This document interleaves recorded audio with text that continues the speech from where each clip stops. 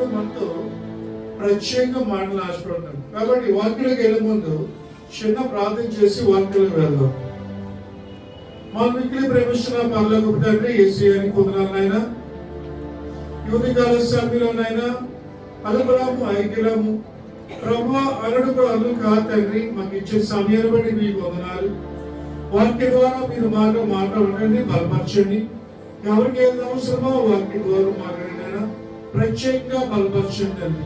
ప్రభా హృదయాలు వివేచించి జ్ఞాన ప్రతిభ దయచేయండి. ఉదయకాల సమయంలో నాతో మాట్లాడి బలపరచండి ప్రభా.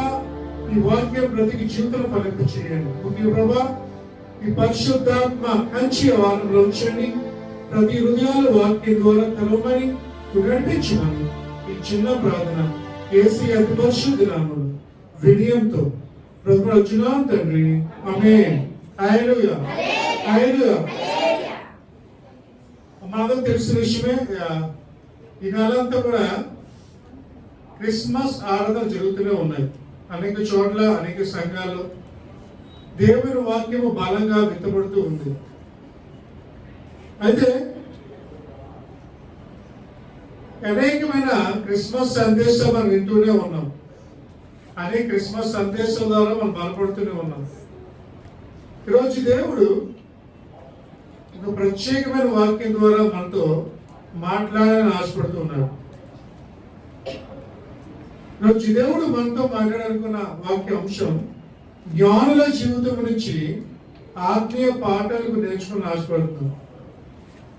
The spiritual lessons from the wise men's.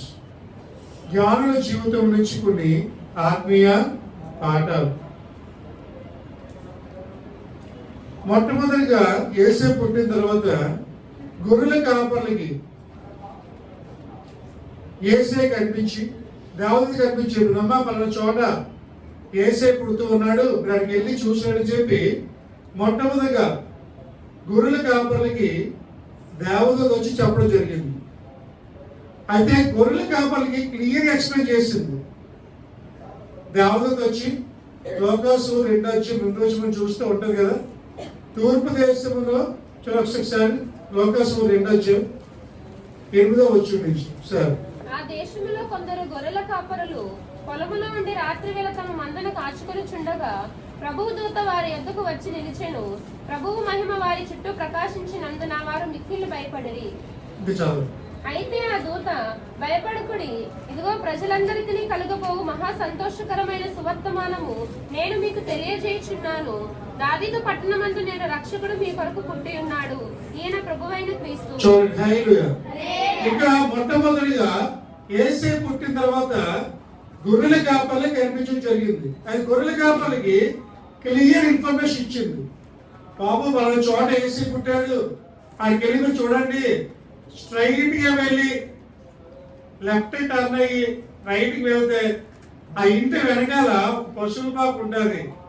ఆ పశువుల బాబులో యేసయ్య అని ఒక బాబు పుట్టున్నాడు, మీరు చూసారండి అని గొర్రెల కాపర్లకి కంప్లీట్ ఇన్ఫర్మేషన్ ఇచ్చారు. అయితే గొర్రెల కాపర్లకి ఎందుకు అంత ఇన్ఫర్మేషన్ ఇచ్చిందంటే, గొర్రెల కాపర్ల అమాయకులు, పాపం ఏమీ తెలియదు, వాళ్ళు ఏం చేస్తారో తెలియదు. కాబట్టి వాళ్ళకి కంప్లీట్ ఇన్ఫర్మేషన్ ఇవ్వాలి. జ్ఞానులుగా ఏం చెప్పలేదు. జ్ఞానులుగా అయితే ఒక నక్షత్రం కనిపించింది, ఆ నక్షత్రం దారి చూపించింది. ఎందుకంటే గొర్రెలు అమాయకులు కాబట్టి ప్రతిదీ చెప్పాలి, ఇన్ఫర్మేషన్ అంతా ఇవ్వాలి. జ్ఞానులు కానీ చెప్పవసరం లే, ఎందుకంటే బేసిక్ జ్ఞానులు అది చాలా తెలివైన వాళ్ళు. చిన్న మాట చెప్తే దాన్ని అర్థం చేసుకున్న జ్ఞానవంతుడు. అంటే యేసే ఏంటంటే ఎవరికి ఎంత ఇన్ఫర్మేషన్ ఇవ్వాలో అంత ఇన్ఫర్మేషన్ ఇస్తాడు దేవుడు. కొంతమందికి తక్కువ ఇన్ఫర్మేషన్, ఎవరికి కొంతమందికి తెలివిలో చెప్పామనుకోండి, ఆ చాలా చెప్పవాలి అంటారు, ఇక్కడ మాకు ఇదంతా తెలుసులే అంటారు. కొంతమంది పాప అమ్మాయికి చెప్పడం అంతా వింటారు, కొంతమంది పూర్తిగా వెళ్ళరు, ఎందుకంటే వాళ్ళకి తెలుసు. వాళ్ళు జ్ఞానికి ఇన్ఫర్మేషన్ అంతా ఇవ్వలే, ఎంతవరకు ఇన్ఫర్మేషన్ ఇవ్వాలో అంతవరకు ఇన్ఫర్మేషన్ వెళ్ళింది అంతే. గొర్రెల కాపర్లు మాత్రం మొత్తం అడ్రస్ తో సహా చెప్పడం జరిగింది. కొంతమందికి అడ్రస్ అంతా చెప్పాలి, కొంతమందికి అడ్రస్ చెప్పవసరం లే, జస్ట్ ఇన్ఫర్మేషన్ ఇస్తే చాలు. ఎందుకంటే దేవుడికి తెలుసు ఎవరికి ఎంత చెప్పాలి అనేది. యేసయ్యకి తెలుసు ఎవరికి ఎంత ఇన్ఫర్మేషన్ ఇవ్వాలి అనేది. ఎందుకంటే మనం దేవుని వాక్యం వింటున్నాం. దేవుని వాక్యం వినేటప్పుడు ఎంత వర్తమానము నా బిడ్డలకి ఇవ్వాలని యేసుకి తెలుసు. ఆ వర్తమానం క్లియర్ గా దేవుడు మనకి ఇస్తుంటాడు. ఎందుకంటే జ్ఞానం కొన్ని ఆత్మీయ పాఠాలు మనం నేర్చుకోవచ్చు. చూడండి సార్, మత్తయి సువార్త 2వ అధ్యాయం 10-11 చూస్తే, మత్తయి సువార్త 2వ అధ్యాయం 10-11. వారు నక్షత్రమును చూచి అజ్ఞానంద భరతుల ఇంటిలోనికి వచ్చి తల్లి అయిన మరియను ఆ శిశువును చూచి సాగిలపడి ఆయనను పూజించి తమ పెట్టెలు విప్పి బంగారములు సాంబ్రాణి బోలమును కానుకలుగా ఆయనకు సమర్పించారు. చాలండి, హల్లెలూయా. వారు ఆ నక్షత్రమును చూచి అత్యానంద భర్తలే ఇంటిలోనికి వచ్చి తల్లి అయిన మరియను ఆ శిశువును చూచి సాగిలపడి ఆయన పూజించి తమ పెట్టెలు విప్పి బంగారమును సాంబ్రాణి బోలమును కానుకలుగా ఆయనకు సమర్పించిరి. హల్లెలూయా. ఈ వచనంలో మనకి చాలా అర్థాలు కనిపిస్తూ ఉన్నాయి. ఇక్కడ మొట్టమొదటిగా వారు ఒక నక్షత్రాన్ని చూశారు, వెలుగుని చూశారు వారు, ఫస్ట్ జ్ఞానులు. రెండోదిగా అత్యానంద భర్తలై ఎంతో సంతోషించి ఎంతో ఆనందించి. ఎందుకంత ఆనందించారంటే లోక రక్షణ పుట్టాడు కాబట్టి అంత ఆనందం. ప్రజలందరికీ కలిగిపోవు మహా సంతోషకరమైన సువార్తమానం ప్రజలందరికీ. అందరూ ఆనందపడుతులే. ఎందుకంటే ఈ లోకాన్ని రక్షించడానికి, ఈ లోకాన్ని కాపాడడానికి, ఈ లోకాన్ని ముందు తీసుకెళ్ళడానికి ఒక రాజ్ కుమారి లోపలికి వచ్చే సంతోషం, అంత ఆనందము జ్ఞానులకు కలిగింది. ఆనంద భక్తులై ఎంతో సంతోషించి. మూడోది ఇంటిలోనికి వచ్చి. తర్వాత ఎక్కడికి వచ్చారు? ఇంట్లోకి వచ్చారు. ఎవరింట్లోకి? యేసయ్య ఉన్న ఇంట్లోకి. ఎవరో ఎన్నో ఇంట్లో కాదండి, యేసయ్య పుట్టి ఇంట్లోకి వచ్చి. అంటే మనం దేవుడి దగ్గరికి వెళ్ళాలి. కొంతమంది అనుకుంటారు దేవుడు మా దగ్గరికి వస్తే బాగుంది అనుకుంటారు. కాదండి, మనం ముందు కొంతమంది ఏంటంటారు, ప్రభా నువ్వు ఇది మాకు చేస్తే నీ సన్నిధికి వస్తాం, ప్రభా మాకు ఈ అద్భుతం చేస్తే నీ సన్నిధికి వస్తాం, మాకు ఉద్యోగం వస్తే నీ సన్నిధికి వస్తాం, మాకు అద్భుతకారం చేస్తే నీ సన్నిధికి వస్తాం. ఎప్పుడు వస్తారంటే చేస్తే వస్తారు, చేయకపోతే నాకు అర్థమైపోయింది క్లియర్గా. చేసిన వస్తారా? చేశాక రారు, ఎందుకంటే బిజీ అయిపోతారు. పాప పోలే నా కుమ్మని అడిగాడు కదా ఉద్యోగం ఇస్తూ వస్తానని, అని ఉద్యోగం ఇచ్చి అనుకోండి. తర్వాత చెప్పాడు ఎలాగేంటి? సెలవలేదండి, ఏం లేదు, నో హాలిడే, అన్ని రోజులు పని చేయాలి. ఎక్కడ కావాలి మాకు? దేవుడు పాప అమ్మాయికి పాపం ఇచ్చేది అడిగానే కుమార్తె. వారు ఇందులోనికి వచ్చి దేవుడు వారి ఇంట్లోకి వెళ్ళే ముందు మన దేవుడి దగ్గర రావాలి. ముందు మన దగ్గరికి వచ్చి మనం బాధ చెప్పుకోవాలి. మనం ఆయన ఇంట్లోకి వెళ్ళాలి. ఈ రోజుల్లో ఆయన ఉన్న ఇల్లు ఏంటంటే సంఘం, ఆయన ఉన్న ఇల్లు ఇది, ఆయన ఇల్లు. ఎవరైతే సంఘంలోకి వచ్చి యేసే ముందు తనకున్న సమస్య చెప్పుకుంటారో అప్పుడు ఆ యేసే ఆ సమస్యను తీరుస్తాడు. హల్లెలూయా. ఇంట్లో కూర్చొని సమస్య తీరడం జరగదు. ఇంట్లో కూర్చొని బాధలు బాగుంటే పోవు. ఇంట్లో కూర్చొని ఉద్యోగం రావాలని రావు.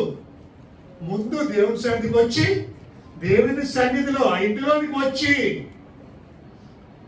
దేవునికి ఏం చేశారంట? సాగిలపడి ఆయన పూజించిరి. వాళ్ళు ఏం చేశారు? సాగిలి పడ్డారు దేవుని దగ్గర. మొట్టమొదటి పని చేసింది ఏంటంటే వాళ్ళు దే బో their head in front of Jesus. దేవుని ముందు వాళ్ళు సాగిలి పడ్డారు. జ్ఞానులే, తెలివైన వారే, గొప్పవారే అయినప్పుడు కూడా మీ జ్ఞానులు కదా అనుకోలేదు. తను తగ్గించుకున్నారు వాళ్ళు. ఒక శిశువు ముందు జ్ఞానవంతులు, తెలివైన వారు, జ్ఞానులు అంటే మామూలు వాళ్ళు కాదండి, అన్ని తెలిసిన వారు అయినప్పుడు కూడా ఒక వ్యక్తి ముందు ఏం చేశారు? సాగిలి పడడం ఏంటంటే తనతో తగ్గించుకున్నారు. మీరు తెలివైన వాళ్ళు కదా, జ్ఞానవంతులు కదా, మీరెందుకు వంగాలి అనుకోలేదు వాళ్ళు, మీరెందుకు పూజించాలనుకోలేదు. వాళ్ళ ముగ్గురు ఏం చేసిన జ్ఞానులు వాళ్ళ ముందు శిష్యు ముందు సాగిలి పడి నమస్కరించాడు, పూజించాడు దేవుణ్ణి. తను తను తగ్గించుకున్న వారు ఏమవుతారు? హెచ్చించబడతారు. హల్లెలూయా. మనం దేవుడితో తగ్గించుకోవాలి. మనకి ఎంత ఆస్తి ఉండొచ్చు, నాణ్యతలు ఉండొచ్చు, అధికారం కావచ్చు, పాటిగారు కావచ్చు, ఎవరైనప్పుడు కూడా దేవుని దగ్గర నువ్వు తక్కువే గుర్తుపెట్టుకో. నాశనానికి ముందు ఏం నడుస్తుంది? గర్వం ఖచ్చితంగా నడుస్తుంది. నువ్వు గర్వించే మనసు ఉన్నావంటే అక్కడే పదనం స్టార్ట్ అయిపోతుంది. కుమార్తె గొప్పవాడివే కాదంటలేదు, కానీ యేసయ్య గారు తక్కువే గుర్తుపెట్టు. నువ్వు తెలివైన వాడే, కానీ యేసయ్య గారు గొప్పవాడి కాదు. ప్రతి మోకాలు ఆయన దగ్గర వంగవలసిందే. ప్రతి మోకాలు ఆయన దగ్గర వంగి పూజించవలసిందే. ఎందుకంటే ఆయన లోక అధికారి కాబట్టి. కుమారుడు చాలా మంది ఆయన దగ్గర వంగడానికి ఇష్టపడలేదు, ఆయన దగ్గర మోకాడానికి ఇష్టపడలేదు. అంతే కదా? భూమి మీద కానీ, భూమి కింద కానీ, భూమి పైన కానీ ప్రతి మోకాలు ఆయన దగ్గర వంగదే. ఆయన నామము గొప్ప నామం. అన్ని నామముల కన్న పై నామము యేసుని నామము. ఎన్ని తరములకైన కనపరచదగిన యేసు నామము. అన్ని నామముల కన్న పై నామము యేసుని నామము. ఎన్ని తరములకైన కనపరచదగిన యేసు నామము. యేసు నామము జయం జయము సర్వశక్తి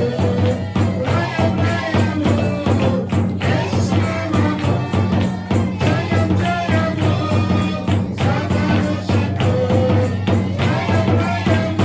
యేసు నామము జయం జయము సర్వశక్తి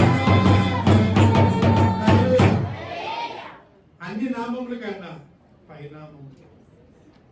ప్రతి మోకాలు, ఏ అధికారైనా, ఎటువంటి వాడమైనా సరే ఆయన దగ్గర వంగవలసిందే. నువ్వు బాగా పాటలు పాడుతావు, అయినా యేసయ్య గొప్పవాడు. ఎందుకంటే అంతా ఆయన ఇచ్చిందే. రోజు నీకు అందం ఉందంటే ఆయన ఇచ్చింది, జ్ఞానం ఉందంటే ఆయన ఇచ్చింది, ఉద్యోగం వచ్చిందంటే ఆయన ఇచ్చింది, ఆరోగ్యం ఉందంటే ఆయన ఇచ్చింది, మంచి వస్త్రాలు వేసుకున్నామంటే ఆయన ఇచ్చింది. అన్ని ఆయన ఇచ్చినవే, నాదంటే లోకాన్ని ఏమీ లేదు. హల్లెలూయా. కాబట్టి కుమారుడు, అందుకనే జ్ఞానులు వాళ్ళు తగ్గించుకొని మొట్టమొదటిగా చేసిన మరి సాగిల పడ్డారు. మరియా దగ్గర, శిష్యువు దగ్గర, యేసేపు దగ్గర మోకరించి ప్రార్థన చేశారు, పూజించారు. అయితే వారు ఏం చేశారంటే వచ్చిన తర్వాత 3 వస్తువులు తెచ్చారు. బంగారం, సాంబ్రాణి, బోలం 3 తెచ్చారు. ఎందుకంటే మనం ఎక్కడికైనా వెళ్ళినప్పుడు, ఫంక్షన్కి వెళ్ళినా, బర్త్డే ఫంక్షన్కి వెళ్ళినా, మ్యారేజ్ ఫంక్షన్కి వెళ్ళినా మన గుర్తు చేతులతో వెళ్ళాం. ఖచ్చితంగా గిఫ్ట్స్ అనేది పట్టుకెళ్తాం కదా. బర్త్డే ఏం చేస్తాం? ఏదో కొన్ని పిలిచారు కాబట్టి ఊరికే తినం కదా, ఖచ్చితంగా ఏదో పట్టుకెళ్తాం. ఇప్పుడు జ్ఞానులు ఏం చేశారంటే యేసేపు తెలిసి 3 గిఫ్ట్స్ పట్టుకొచ్చారు. బంగారం, సాంబ్రాణి, బోలం. అయితే ఈ 3 కూడా ఒక పరమార్థం ఉందండి. ఊరిలో తెల్లదు 3 కూడా. బంగారానికి ఒక అర్థం ఉంది, సాంబ్రానికి ఒక అర్థం ఉంది, బోలం కూడా ఒక అర్థం ఉంది. కాబట్టి ఈ 3 గురించి మీకు కొన్ని విషయాలు వివరించాలి. ఎందుకు బంగారం తెచ్చారు, ఎందుకు సాంబ్రాన్ని తెచ్చారు, ఎందుకు బోలం తెచ్చారు? ఏం మిగతా లేవా గిఫ్ట్స్? కొంతమంది ఉంటారు కదా, పిల్లలు బట్టి పట్టుకెళ్తుంటారు గిఫ్ట్స్. పెద్దవారికి అయితే ఒకలాంటి గిఫ్ట్స్ పట్టుకెళ్తాం, పుట్టిన పిల్లలకైతే ఒకలాంటి గిఫ్ట్స్ పట్టుకెళ్తాం, మధ్యలో వయసున్న వరకు ఒకలాంటి గిఫ్ట్. అంటే వాళ్ళకి ఉపయోగపడే మనం పట్టుకొని ట్రై చేస్తూ ఉంటాం. ఫ్యూచర్లో మనకు ఉపయోగపడాలి కాబట్టి వాళ్ళకి ఏవైతే ఎక్కువ ఇష్టపడతారో అవి పట్టుకోవాలని మనం ప్రయత్నం చేస్తూ ఉంటాం. కానీ యేసయ్యకు ఈ 3 ఇష్టమేమో: బంగారము, సాంబ్రాణి. అందుకని మదర్ తెరెసా మాట అంటదండి, తెలుసు కదా, మదర్ తెరెసా మాట అంటారు, దేవుడు నీకు ఏది ఇస్తున్నాడో దాన్ని స్వీకరించు, దేవుడు ఏది తీసుకుంటాడో దాన్ని సమర్పించని మదర్ తెరెసా అన్నదండి. దేవునికి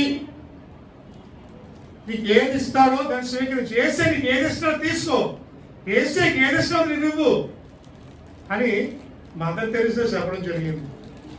యేసయ్య ఇచ్చింది తీసుకోవాలి, యేసయ్యకి కావాల్సిన మరి ఇచ్చేయాలి. యేసయ్యకి ఏది ఇష్టం చెప్పండి, అంతే కదా, బంగారం ఇష్టం యేసయ్యకు. యేసయ్యకి కావాల్సింది నీ చిన్న హృదయం. హల్లెలూయా. God want your heart అంతే. దేవుడికి కావాల్సిన హృదయమే, అంతగానే ఏముంది యేసయ్య. యేసయ్య ఏం అడగట్లే, నీ హృదయాన్ని నాకు ఇవ్వు చాలు అన్నాడు అంతే. నీ హృదయంలో చిన్న చోటు ఇవ్వు, నిజంగా క్రిస్మస్ చేయని తెలియజేస్తా అంటున్నాడు యేసయ్య. కుమార. కాబట్టి ఇక్కడ మనకి 4 విషయాలు కనిపిస్తున్నాయి. పెట్టె హృదయానికి సాదృశ్యంగా ఉన్నాయి, బంగారం దైవత్వములకు సాదృశ్యంగా ఉంది, సాంబ్రాణి యాజకత్వములకు సాదృశ్యంగా ఉంది, బోలం మరణానికి గుర్తుగా ఉన్నాయి. హల్లెలూయా. సమర్పణ ఆయనకి ఇచ్చిన అర్థము. పెట్టె హృదయం, ముందు మన పెట్లు వెప్పాలి, అంటే మన హృదయాన్ని వెప్పాలి దేవుని దగ్గర. ఇప్పి యేసయ్యకి కావాల్సినవి ఇవ్వాలి. మన హృదయం ఎప్పపోతే ఇంకేసైకి ఏమి ఇవ్వగలం? హృదయము అని పెట్టి వెప్పాలి ముందు. ఇప్పి మొట్టమొదటి ఏమి ఇవ్వాలి? హృదయాన్ని ఇవ్వాలి యేసయ్య. ఆ హృదయంలో ఉన్న మొట్టమొదటి బంగారం. బంగారం దైవత్వములకు సాదృశ్యం ఉంది, బంగారం రాజుకు సాదృశ్యంగా ఉంది. ఇక్కడ బంగారం నాకు ఇష్టం లేదన్నవో చెబుతాను, నాకు బంగారం ఇష్టమే లేదన్నవో. ఎవ్రీవన్ లైక్స్ గోల్డ్ కదండి, బంగారం అందరికి ఇష్టమే. బంగారం అంటే అంత ఇష్టము అంటే బంగారం ఇష్టం అన్నప్పుడు ఆ బంగారం అంటే యేసయ్య కూడా మనకి ఇష్టమై ఉండాలి. హల్లెలూయా. యేసయ్య కూడా ఎటువంటి వాడు? బంగారం. ఆయన మామూలు వ్యక్తి కాదు ఆయన. మరి లోకాల్సిన బంగారం కావాలంటున్నావు, మనకు దైవికంగా కలిగే బంగారం నీకు వద్దా? యేసయ్యను బంగారంలో స్వీకరించాలి మనం. ఎందుకంటే యేసయ్య ఎవరంటే రాజులకు. చూడండి, తిమోతి రాసిన మొదటి పత్రిక 6:15. తిమోతికి రాసిన మొదటి పత్రిక 6:15. శ్రీమంతుడును అద్వితీయుడునగు సర్వాధిపతి యుక్త కాలములందు ఆ ప్రత్యక్షతను కనపరచును. ఆ సర్వాధిపతి రాజులకు రాజును ప్రభువులకు ప్రభువునై ఉన్నాడు. చాలండి, అండర్లైన్ చేసుకోండి. రాజుకు రాజును ప్రభువులకు ప్రభువునై ఉన్నాడు. హల్లెలూయా. He is the king of kings and lord of lords. ఆయన రాజుకు రాజు, రాజుకు రాజు ఆయన. కాబట్టి బంగారం తీసుకొచ్చాడు మొట్టమొదటిగా. బంగారం రాజకీయ సూచనగా ఉంది, బంగారం కిరీటానికి సూచనగా ఉంది, రాజుకు సూచనగా ఉంది. బంగారం దీని సూచన, రాజుకి సూచనగా ఉంది. ఆయన మనకు రాజు, ఆయన మన తండ్రి అయినప్పుడు మనం ఎవరవుతాం? కుమారులం కదా. ఆయన రాజు అయినప్పుడు మనం ఎవరు? రాజు కుమారులు. మనం కూడా రాజులవే. ఆయన రాజు, మన రాజు కుమారులు, కుమార్తెలు. రాజు దేనికి భయపడ్డు? మనకు రాజు కుమారులు కూడా దేనికి భయపడదు. మనం భయపడతామా మరి? కుమారుడు. ఆయన రాజు రాజు, ప్రభులకు ప్రభుగా ఉన్నాడు. ఎందుకంటే ఆయన రాజ్యాన్ని పరిపాలించబోతున్నాడు. 1000 ఏళ్ల పరిపాలన రాబోతున్న భూమి మీదకి ఆయన పరిపాలన చేయబోతూ ఉన్నాడు. కాబట్టి మొట్టమొదటిగా బంగారం ఎందుకు తీసుకొచ్చారంటే ఆయన రాజు సూచనగా ఉన్నాడు. ఆయన రెండోసారి రాబోతున్నాడు. ఆయన ఒక రాజుగా రాబోతున్నాడు, కొదమ సమూహంలో రాబోతున్నాడు. ఆయన ఈ భూమి మీద పరిపాలన చేయబోతూ ఉన్నాడు. కాబట్టి మొట్టమొదటిగా ఆయన దేవుడు సూచనగా ఉన్నాడు, రాజుకు. పక్క చెప్పండి, యేసయ్య రాజు చెప్పండి. పక్క యేసయ్య ఎవరు? ఆ రాజు మళ్ళా కూడా స్వీకరించాలి. ఆ రాజుని మన హృదయంలో చోటివ్వాలి. ఆ రాజుని మన స్వతంత్రంగా స్వీకరించాలి కుమారుడు. రెండోగా తీసుకొచ్చింది ఏంటంటే సాంబ్రాన్ని తీసుకొచ్చారు. సాంబ్రాణి యాజకత్వమునకు సూచనగా ఉంది. సాంబ్రాణి యాజకత్వం. చూడండి ఒకసారి లేవికాండం 2:15 లేవికాండం 2:15 లేవికాండం 2:15 అది నైవేద్య రూపమైనది, నీవు దాని మీద నూనె పోసి దానిపైన సాంబ్రాణి వేయవలెను. చూడండి, నూనె పోసి దానిపైన సాంబ్రాణి వేయవలెను. ఆమె చదువు ఒకసారి కడిగా ఏం వేయాలంట? సాంబ్రాణి వేయాలి.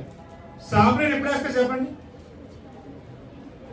పాత రోజుల్లో పాత నిబంధనలో బలిపేట కట్టిన తర్వాత ఆ బలిపేటలో మోసే వాళ్ళు ఏం చేసేవారంటే దాని మీద సాంబ్రాణి వేసేవారు. సాంబ్రాణి పరిశుద్ధత సూచనగా ఉంది. సాంబ్రాణి పోలిక సూచనగా ఉంది. సాంబ్రాణి ఏ సూచన?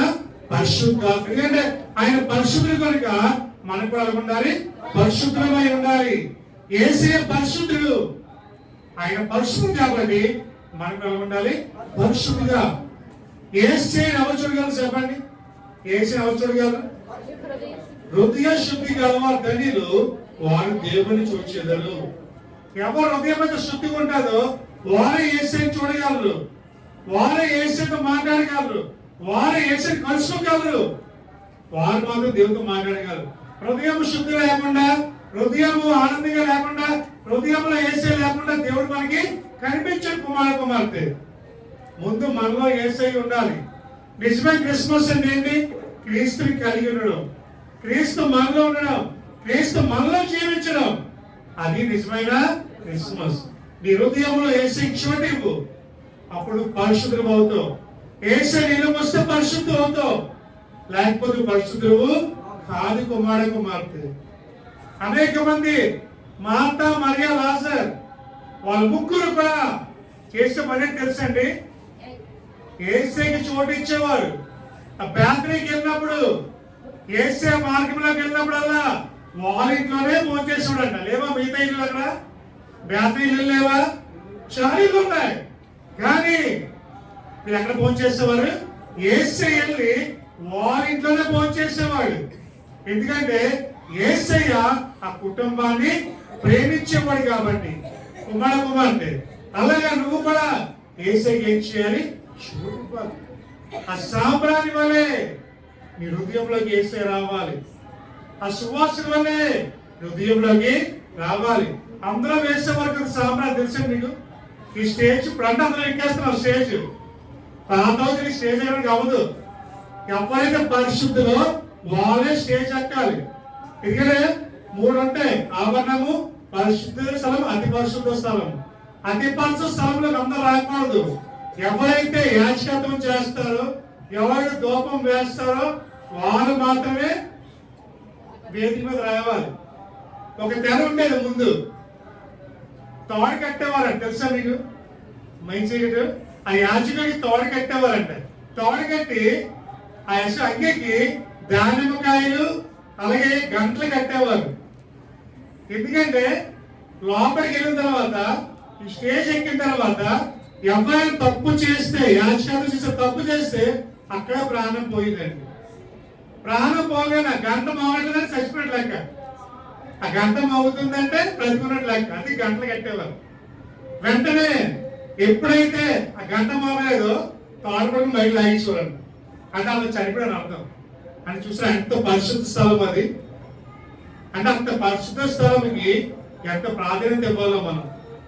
కుమార్తె అటువంటి పరిశుద్ధ స్థలంకి వెళ్ళి ఈ సాంబ్రాన్ని వేసేవారు. అదే పరిశుద్ధులు కాబట్టి. యేసయ్య పరిశుద్ధతకు సూచన కాబట్టి ఆ సాంబ్రాన్ని తీసుకొచ్చారు జ్ఞానులు.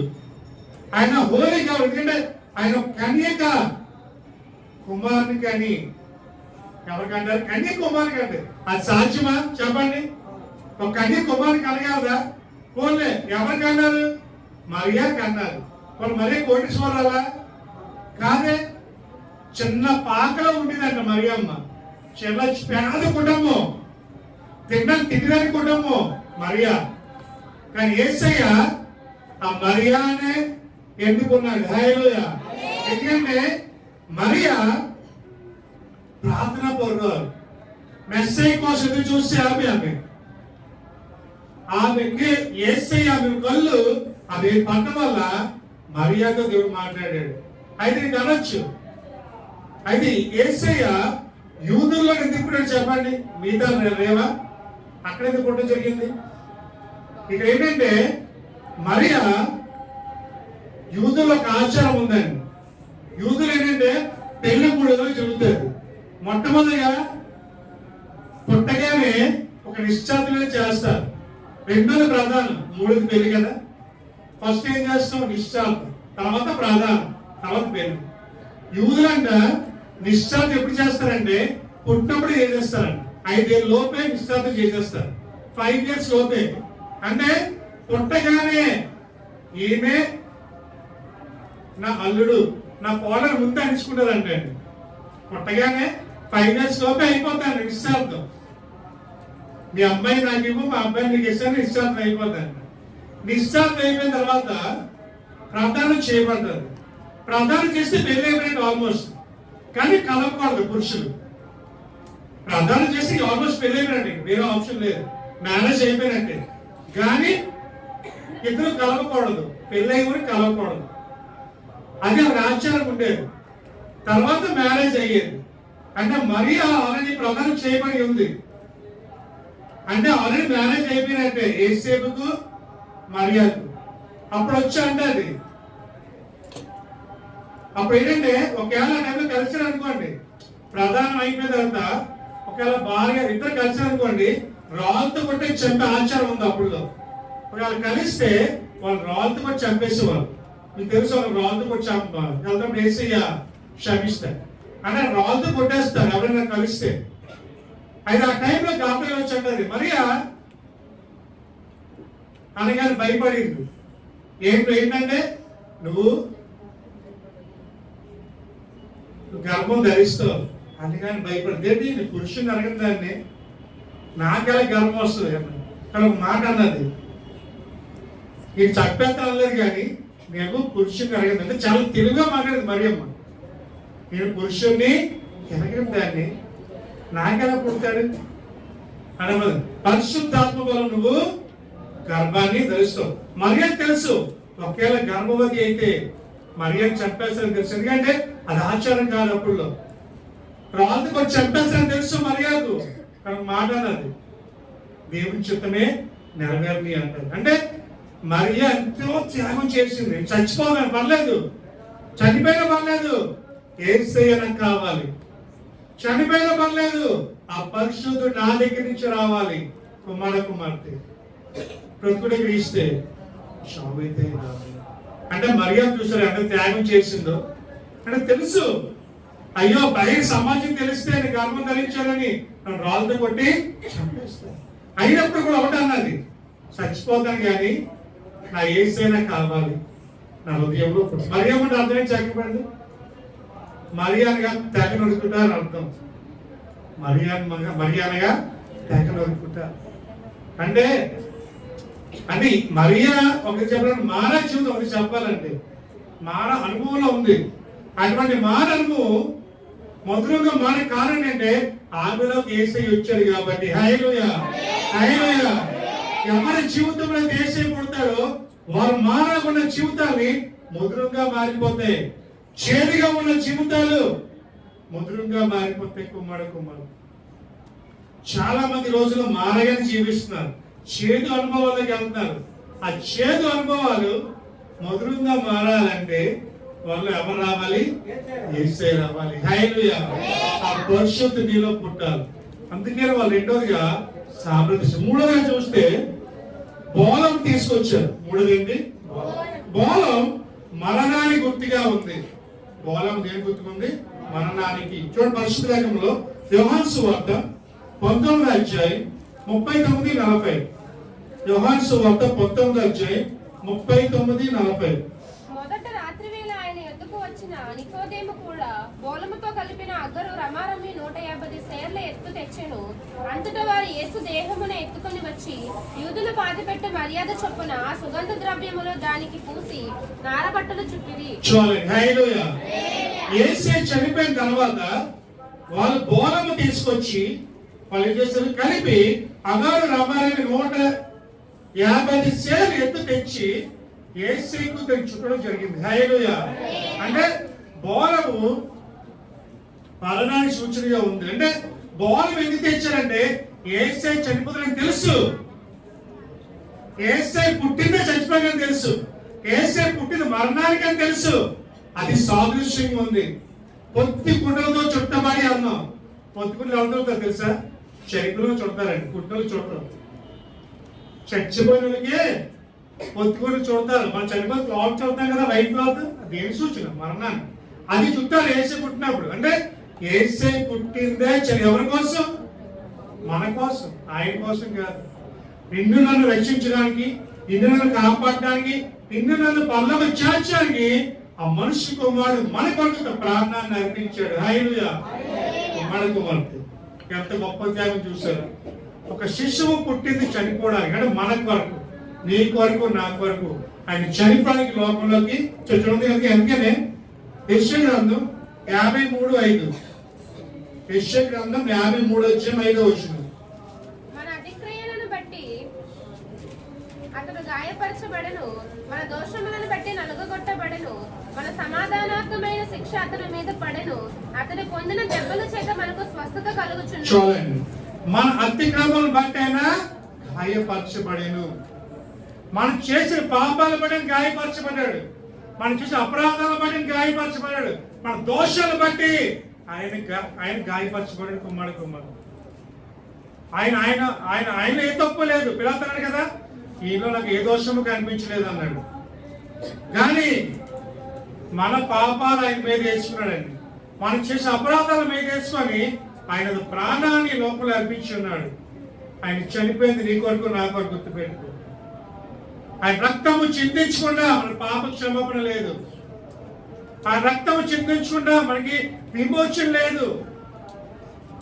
పాప పరిహార బలి ఆయన మీద వేసుకొని మన కొరకు తన ప్రాణమే అర్పించాడండి. ఎవరు చచ్చిపోతే అలాగే భర్త చచ్చిపోతాడు నీ కోసం, చెప్పండి. నా కోసం చచ్చిపోతే నీ భర్త, కొన్ని బిడ్డలు చచ్చిపోతారు నీ గురించి, చావరు, మళ్ళీ చంపేస్తారు. అలాంటి కష్టాల్లో, సమస్యలు, బాధల్లో మనతో పాటు ఉండేది యేసు ఒక్కడే. నీ కోసం, నా కోసం, నువ్వు బాగుండాలని, నీ కుటుంబం బాగుండాలని ఆయన మన కొరకు తన ప్రాణాన్ని సేవలు అర్పించాడు. కుమారుడు ఆ గొప్ప త్యాగాన్ని మనం గుర్తుపెట్టుకోవాలి. ఆయన చనిపోయి లేచి మన కొరకు సజీవుడు ఉన్నాడు. కాబట్టి జ్ఞానులు 3 గిఫ్ట్లు తెచ్చారు. ఈరోజు నువ్వు యేసయ్య కోసం ఏం తెచ్చావు? ఏమైనా యేసయ్య కోసం? యేసయ్య నీకు ఇస్తున్నాడు, మరి నువ్వు యేసయ్య కోసం ఏమి ఇస్తున్నావు? కుమారుడు అంటున్నాడు కదా, యేసయ్య కోసం ఇవ్వాలి, హృదయం ఇవ్వాలి, అలాగే నీ 10వ వంతు ఇవ్వాలి. 10% నీ శాలరీలో, నీ సంపాదనలో, నీకు వచ్చిన దాంట్లో. ఒకవేళ నీకు రోజు జీతం 10,000 అనుకోండి, ఎంత ఇవ్వాలి? 1000 రూపాయలు దేశానికి వచ్చేయాలి. 40,000 జీతం అనుకోండి, ఎంత వచ్చేయాలి? 4,000. అంటే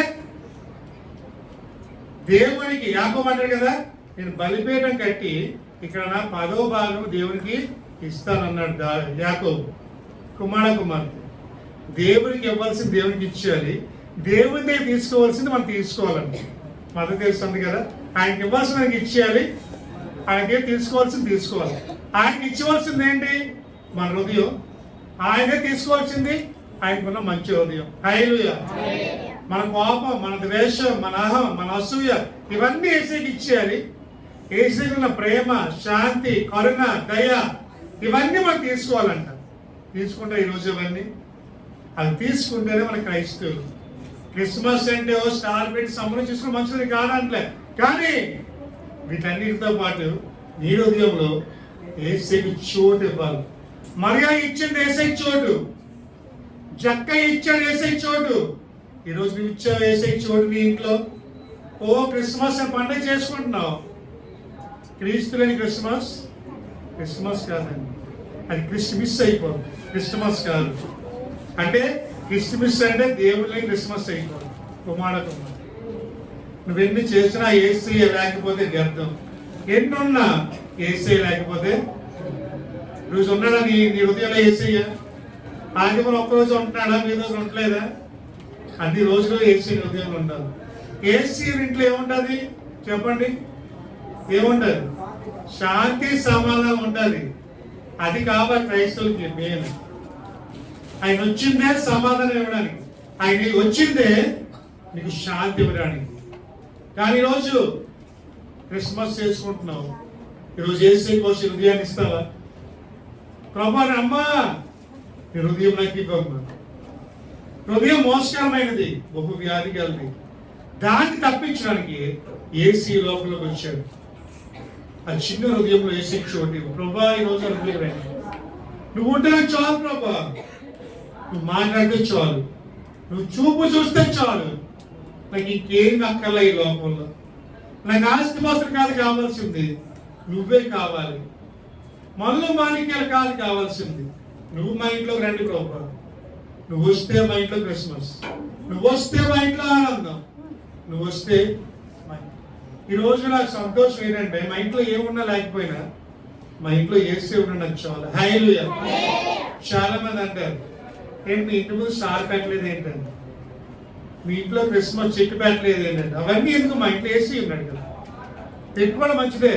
అంటే టైం లాగా పెట్టదు, అందుకే ఇక్కడ అనుకోవచ్చు ఇదేంటి టైం లేదు పెట్టుకోరా అంటే, టైం సరిపోక అంతా ఈ చర్చితోనే బిజీ అయిపోవడం వల్ల, స్కూల్ బిజీ బిజీ అయిపోవడం వల్ల టైం దొరకట్లేదు.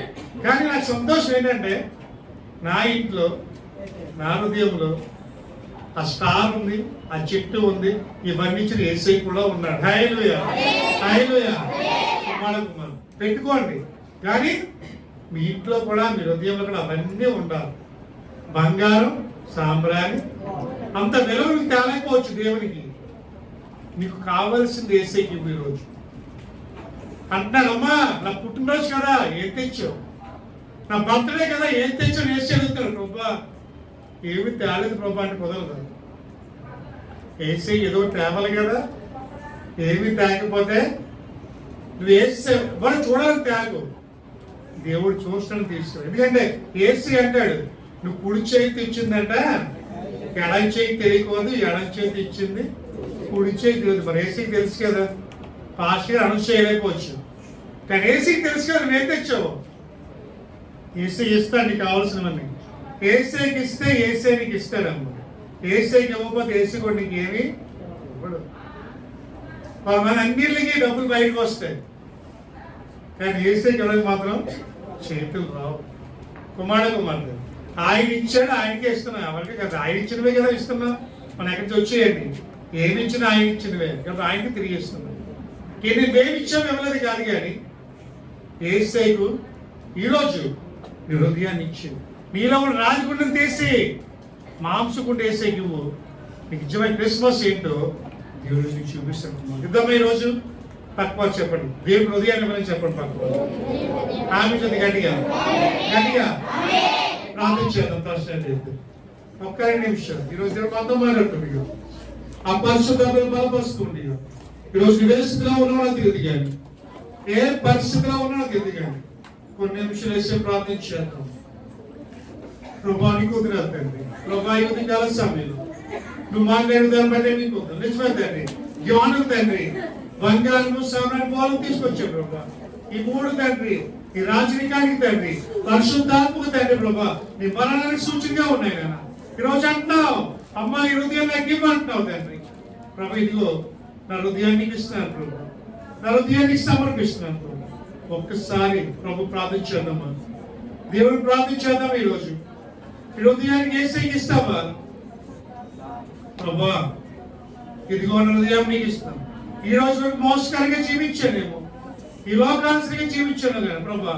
ఇదిగో ప్రభా ఈ క్రిస్మస్ దినాల్లో, నీ పుట్టిన దినాల్లో నాయన ఇదిగో హృదయాన్ని నీకు ఇస్తున్నాను తండ్రి, గిఫ్ట్ గా నైనా మన హృదయంలో రండి ప్రభా అని ప్రార్థించాడు. ఒక్క 2 నిమిషాలు ప్రార్థించాడు.